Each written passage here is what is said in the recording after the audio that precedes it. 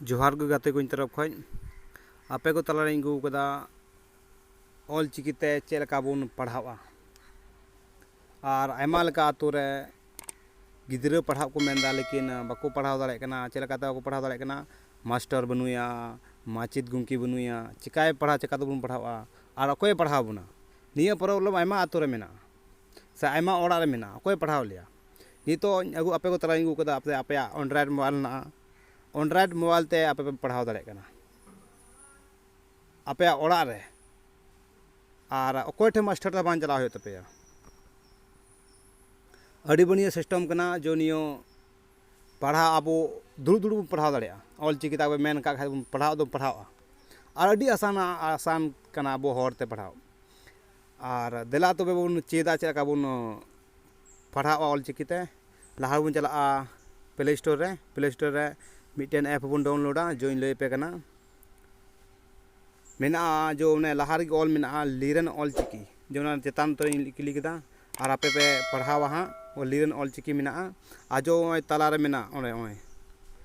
या पे नेले कान गया चे ऑल कना बांग ऑल कना इन उनु पढ़ा लिखा तो बनुया लेकिन आपे को तलारे नहीं लगे इन बनाव दा बोले मी बार हर को पढ़ाव दाड़ेया ऑल चिकी तो पढ़ाव लेकिन उन बन बड़ा इंग्लिश ते चे ऑल कना बांग ऑल कना लेकिन आपे को तलानी अगुईदा नहीं को जो आर हर को मेन मार्शल से आर को चित दाड़ेया ऑल चिकी ते आर को आयमा हर कन को बुझो दाड़ेया देला अच्छा निया बुन बोलोक कना निया ये लीरन ऑल चिकी भितरी ते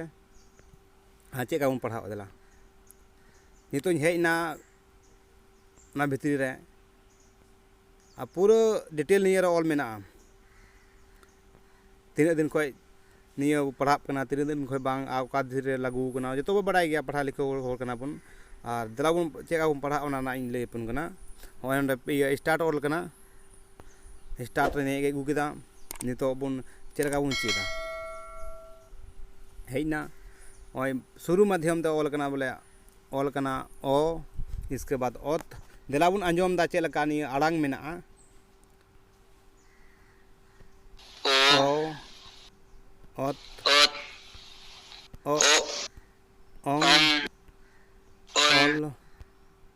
इसके बाद लातार रे टुडक के दाना ये कोना रे तो है ना आ आत आज आम ओ आर हो ओने तोय न्यू कन लातार रे कोना रे आबुन टुडगा आर होंडे बन चेदा ननिया हो चेलका ऑल कना आड़ांग बुन अंजमा ई इस ई इन ईर आर हो जो सेता मेना लातार कोना रे बुन इया उताया आर बुन अंजमा उ उच उट उई हेन का गे बढ़िया बन चेक दाड़े अब निया मोबाइल के तरह के और ओका तो चला बाबुन चला दाड़े और नोंडे खय बन चेदा चेत खाय तो नोंडे खय बन चेद दाड़े और हम लातार रे जम बन ए एत एड एन एड हेन का भी बढ़िया सिस्टम जो बना तो निया माध्यम तो बन चेद दाड़े और हम का लातार रे हेना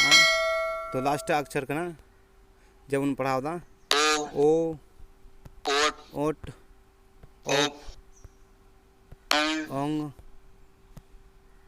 आ हेन का सिस्टम अड़ी बढ़िया मेना अब बोले पूरा बन पढ़ाव दाड़े कना लेकिन ये बन पढ़ाव लखा अब अपने अब चेक दाड़े ऑल चिकीते निया वीडियो चेलका पे अंजम केदा और चेक बन पढ़ावा अब पढ़ाव मन लगा तो पढ़ावा अब चेक दाड़े अड़ी उसरते चेदा अब आड़ांग कना अब भाषा कना अब भाषा उसर तो चेक चेदा ई मी महीने रे भितरी रे निया गानी चेक केदा मी महीने चेक 15 दिन 20 दिन अंदर चेक केदा आपे को तला पढ़ा लिखा कना पे अड़ी उसर पे चेक दाड़े मा तबे निया वीडियो ज़्यादा से ज़्यादा शेयर तबन पे और निया बिहार संताल समाज बीटी चैनल दो सब्सक्राइब तबन पे चार को सामाजिक कथा और सामाजिक वीडियो को अगू बराएदा और निया सब्सक्राइब तबन पे आजा शेयर तबन पे आजा सा फैला तबन पे मा तबे जोहार गे और मजते ऑल चिकी चेत तबन पे पढ़ा तबन पे अब समाज आगे बढ़ा तबन पे मा तबे जोहार गे।